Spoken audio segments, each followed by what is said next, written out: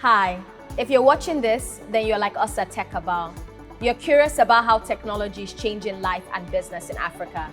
The nascent startup industry has grown into a full-blown tech revolution across the continent, creating new forms of work, new business winners, and new opportunities for anyone who is paying attention.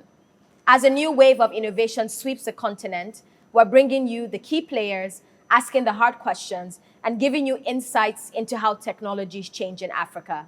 From startups to big tech, to regulation and capital, we'll keep you abreast of everything you need to know to be a winner in this space. We hope that you are not only intrigued by what's happening in the present, but excited about the future. My name is Koromane Koroye, and this is the Next Wave Show by TechCabal.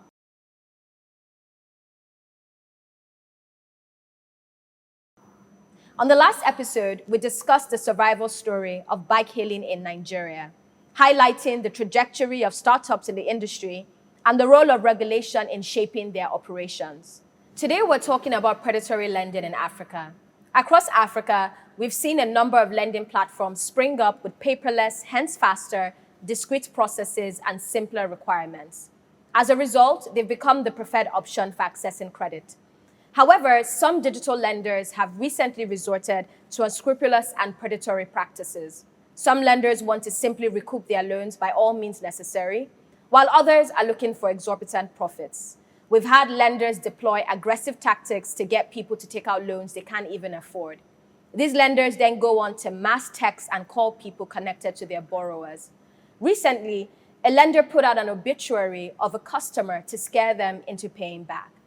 These problematic tactics, plus unfair loan terms, high interest rates, and fees make up the problems surrounding predatory lending. In this episode, we're going to look at the genesis of the problem, its consequences, and a potential solution. Joining me to discuss this today are Dayo Ademola, Managing Director of Branch Nigeria, Hilda Mora, Founder and CEO of Kenya-based digital lending platform Pezesha, and Barrister Emmanuel Edet, Assistant Director and Head of Legal Services and Board Matters at Nigeria's National Information Technology Development Agency. Welcome, Dayo, and it's great to have you. Hi, KK. Thank you so much for having me. So my first question is around the history of predatory lending in Africa, right? Especially looking at new startups coming into the space who are also kind of deploying these aggressive and predatory tactics. Sure. Can you walk us through the history and where it started from, really? Sure. I think a good place to start is to realize that what's happening today and everything you're seeing today is simply the digitization of a centuries-old problem. The problem of unscrupulous money lenders, even call them loan sharks, goes back all the way back before biblical times, right? And this is a problem that has always been a global problem, but it's particularly prominent in parts of the world where the access to formal credit is very low and the barriers to getting, formal credit are extremely high. And so when you put all of those things together, you'll see that parts of Africa, parts of Southeast Asia are really a high stomping ground for these kinds of problems to thrive. And what's happening in Nigeria and in many parts of Africa in particular these days is if you take the age-old problem of loan sharks and unscrupulous money lenders, and you pair that with the fact that you can build an app and deploy an app from anywhere in the world and target any other part of the world very simply these days, then you see how there's, just a perfect storm for the kinds of problems that we're seeing today. The other side of that as well is you have collections agencies, because a lot of the time, these defaulted or delinquent loans are outsourced to collection agencies who then put all of this together, and they make their money by getting a percentage of the amount of money they're able to collect for the borrowers. So they are also incentivized to be unscrupulous and to try all kinds of tactics to get as much money repaid by delinquent customers as they possibly can. So when you put all of that stuff together, that's really what's going on today. So now we understand the genesis of the problem, at least in some parts. Right. Okay, so let's bring it to where we are now, where one, there are customers taking out loans that they cannot pay back. And then on the other side, there are digital lenders who are upset that they're not receiving their money back, right? And especially with interest, which is very important to them. Right. What is the role that regulators can play in regulating digital lending companies, but also sort of encouraging customers to not only take out loans they can pay back, but even to get on a payment plan that works for them. Sure. Yeah. So before I get to talking about regulators or the government or what the government can do, I think there's also a lot of power in the hands of the users themselves, right? I think there's a lot for us to do to educate the users to realize who it is that they're engaging with.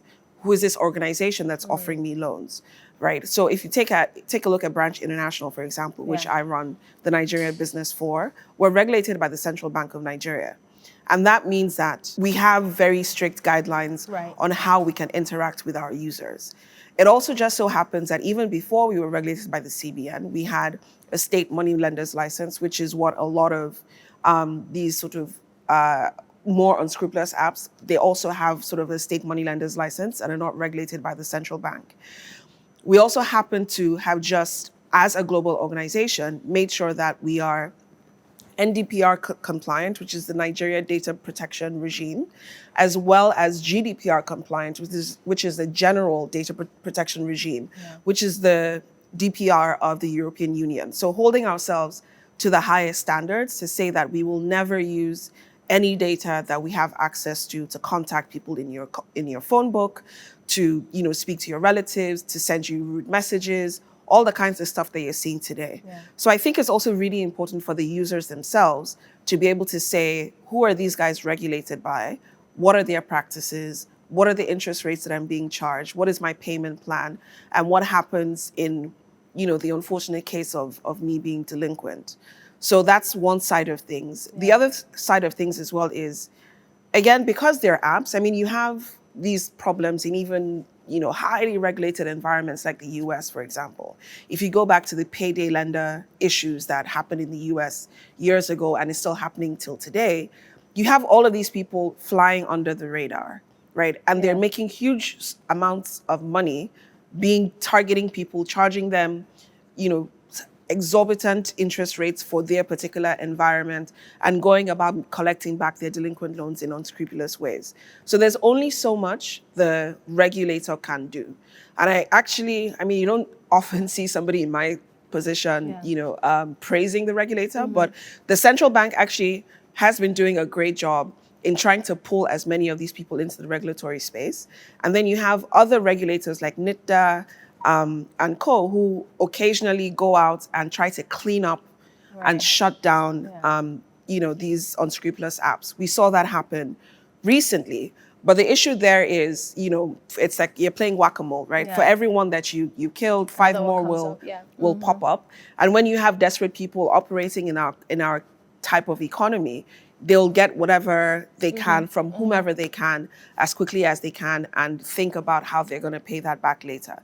So I think the entire ecosystem has a job to do, to educate the users, to report unscrupulous behavior by these apps, report them to, if you're getting these messages on WhatsApp, report them to WhatsApp, make as many reports as you can to the Consumer Protection Association of Nigeria whenever you can, report them to the CBN whenever you can, and collectively we should be able to help sort of improve the environment as much as possible.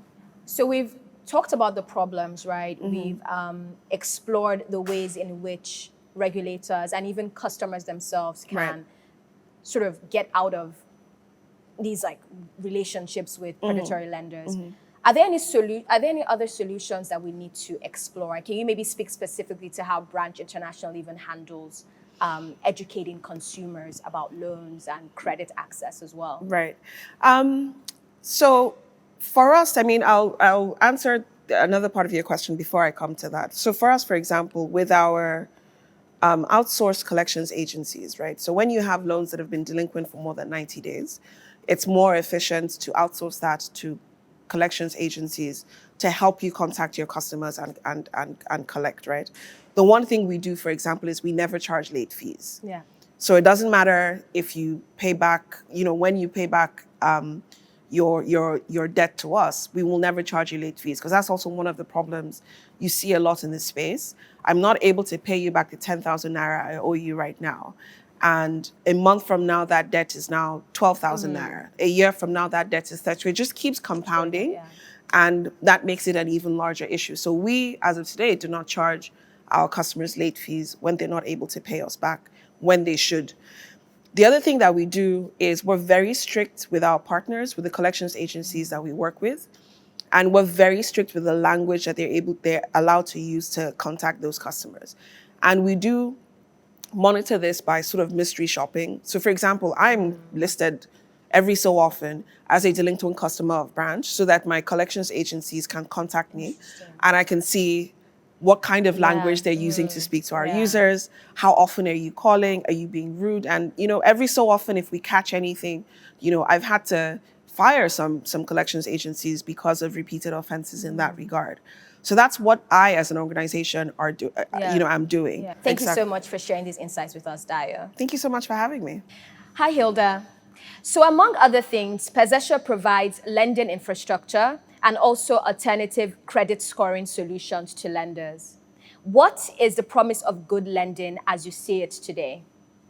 Yeah, so the promise for digital lending is really still, one of those things that keeps some of us awake, really solving the hard problems in Pezesha of, basically providing working capital to SMEs. But really, what does that mean in the end? For us, this is about, driving meaningful financial inclusion for the SMEs that we work with. We're talking about, how do we help them to be productive? And what we've done, in terms of providing access to working capital is helping these SMEs to access credit, to be able to, finance their operations. So, and the way we do it at Pezesha is through embedded finance. And so there's a productive aspect in it where we know where the money is going and we know what it's being used for. Secondly, financial help. How do we make sure that the SMEs that we lend to, do not get over indebted? They don't over borrow and basically divert some of the money that we give them into consumption. And the way we've been able to do that, of course, as I mentioned, is we've partnered with big players in the market that have much more larger distributions and data to allow us to understand where is the money going, but also in the end, what it's being used for, and making sure that we can be able to assess the risk of the customer accurately. And then lastly, to define, what does the promise look like in terms of meaningful financial inclusion, is really financial welfare, helping these businesses to grow and also impact, their own communities and their own lives. Here I talk about the Matthew effect, people who have much more in terms of the advantage of accumulating wealth, definitely in the end have more to benefit compared to the low income who are actually the excluded guys that are being targeted by digital credit. And so, if you can be able to empower these low income people and allow them to be able to create more for themselves and create more wealth, in the end, I think that's what it really defines as a promise of meaningful financial inclusion. Thank you so much for sharing that opinion with us, Hilda. Now we're going to go on a quick commercial break, and when we return, Tomiwa Aladekomo is going to continue the conversation with Hilda.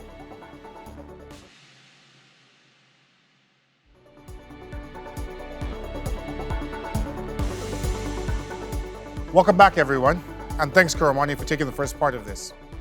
Hi, Hilda, how are you? So, as we've seen in Kenya, when bad lenders proliferate, we can end up with a credit bubble and a lot of unsophisticated customers blacklisted from any future borrowing. Who are the key stakeholders that need to act to improve transparency, and what kind of actions do they need to take? In the end, we all have a role to play. It's not going to be one stakeholder. It's going to be the consumer, it's going to be the lender, it's going to be the regulator, it's going to be the community. It's going to be, what I call like the beneficiaries of the credit, but also the partners that actually work with those people. Like for us, we work with SMEs, so we have a lot of partners that also have a responsibility to play. But let me talk about, the center of this whole relationship, and how do we sanitize? How do we sanitize digital lending? It goes back to the regulation. It goes back to the regulator.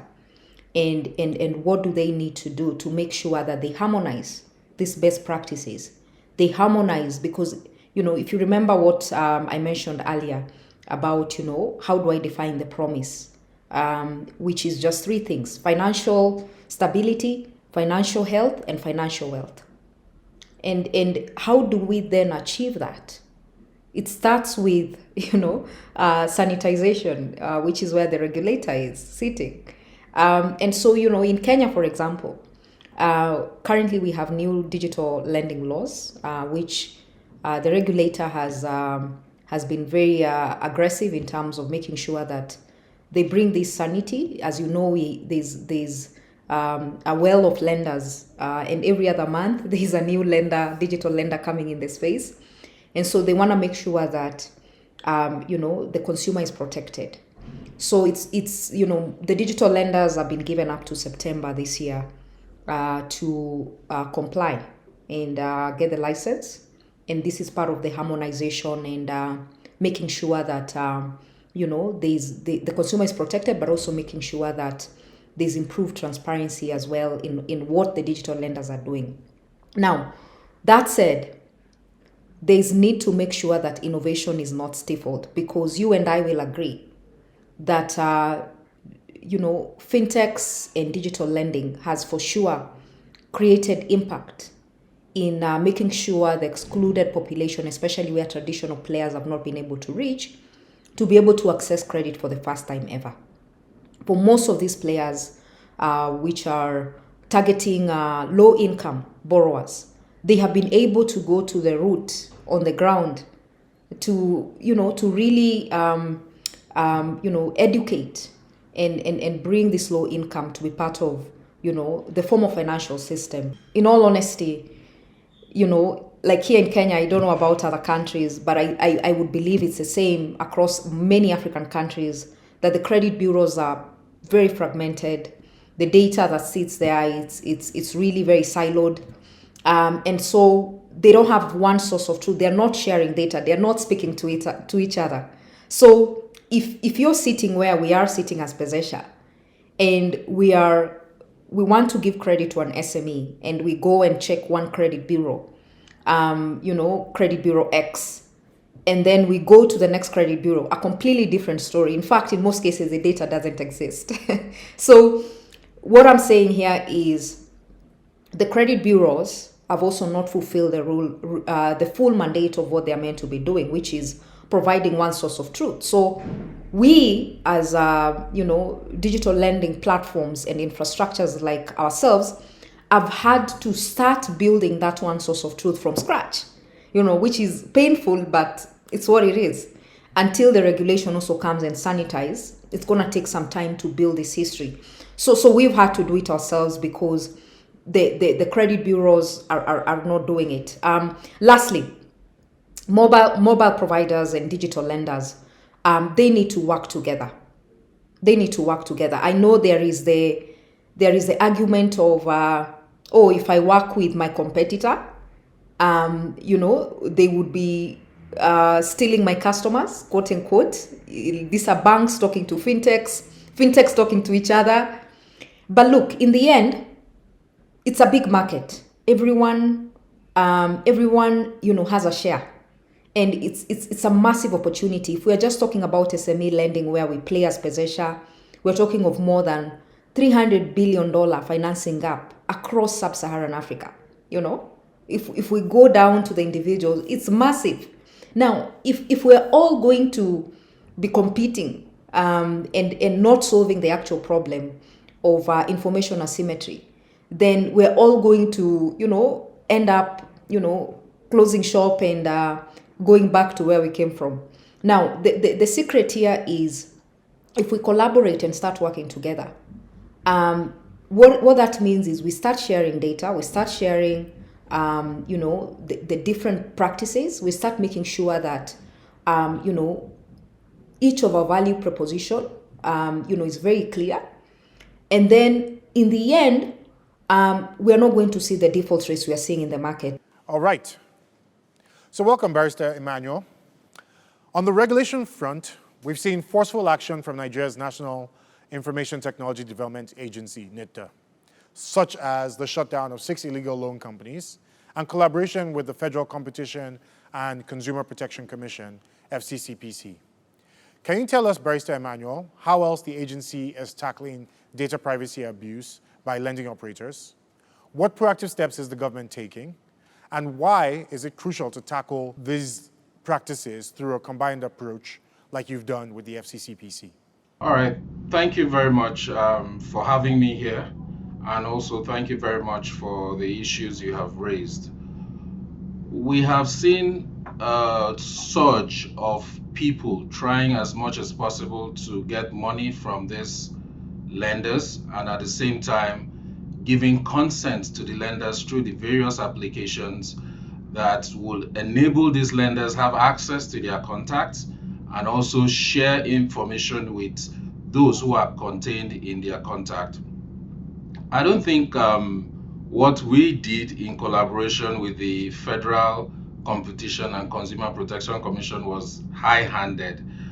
There is a need for us to protect the interest of Nigerians who actually use these apps. And one of the ways we do that is by providing information and educating people on how they are supposed to use these applications. First of all, people need to know that your personal data is very important. It's all about you. It's what identifies you as a human being. And in a digital economy, that's the tool of your trade, is essentially what makes you who you are online. And so protecting your personal information is of paramount importance in any transaction you're having. And that's why we have the Nigerian Data Protection Regulation, which basically provides a framework for protection of personal data. So we are also ensuring that every agency, company also has a privacy policy which identifies to consumers or whoever is using those particular policies or who is using those particular apps, things that they do with your personal information. So it's also important for people to read and understand what your personal information is being used for whenever you are having a transaction with an online platform or engaging in goods, trading goods and services. Apart from that, we have taken proactive steps also to ensure that an agency is established specifically for the purpose of taking care of data protection. I'm sure you may be aware that the government recently set up the National Data Protection Bureau. This emphasizes the government's desire to ensure that we have standard practices in our country, Nigeria, in such a manner that we can do international trade. Of course, you know about the African Free Trade Continental Zone coming up in the next few years. We are going to have a free trade zone throughout the entire African continent. It's important that as data travels across, your personal data travels across these countries, they are adequately protected. Also, it is better to over-regulate than under-regulate. In the world we have now, in the digital economy space, there are bloodlines between regulatory scopes and regulatory jurisdiction. For example, there is a consumer protection issue that has to do with predatory lending. There is also a data protection issue that has to do with predatory lending. There are also financial crime issues that have to do with predatory lending. And so it's always good for regulatory agencies to collaborate in such a manner that every space is covered and people are protected. This is what government is advocating, that all regulatory agencies that cover a particular space should come together to ensure that regulation covers every area and protect the citizens of Nigeria. So thank you for clarifying that. In 2021, the head of corporate affairs at the agency said that NITDA had received over 40 petitions from members of the public on data abuse by lending companies. But article after article in business and technology publications have shown how prevalent this kind of predatory lending is and how devastating its impact can be for consumers. What are the precautionary measures that consumers can take in order to avoid falling victim? Avoiding practices that may harm your personal data is very important. People don't know the value of their personal data, and that's where we come in with a lot of capacity building, a lot of awareness programs, a lot of collaboration with diverse agencies, community-based organizations, non-governmental organizations, to try and ensure that people actually understand what they do with their personal data. For example, most of us just sign up to programs online. You sign up, you download free software, you go on a website and they ask you, do you accept the cookies? You click accept all cookies and all those kind of things. We need to be aware that the only thing that stops someone from stealing your identity is if you are aware that you even have an identity online, which is very, very important for every consumer. Before you sign up for any program, especially programs online, find out how those people manage your data, how those people behind those programs manage your data. The NDPR, that's the Nigerian Data Protection Regulation, makes provisions to ensure that every organization that collects personal data actually publish a privacy information to people who want to use their website to ensure that everything they do concerning the person's data is in an open manner.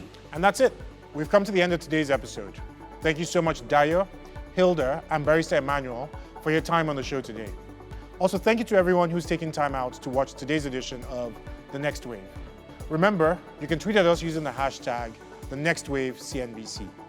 You can also send in your feedback on the episode and questions for us to thenextwave@techcabal.com. Thank you again, everyone. We appreciate your presence with us. See you next time.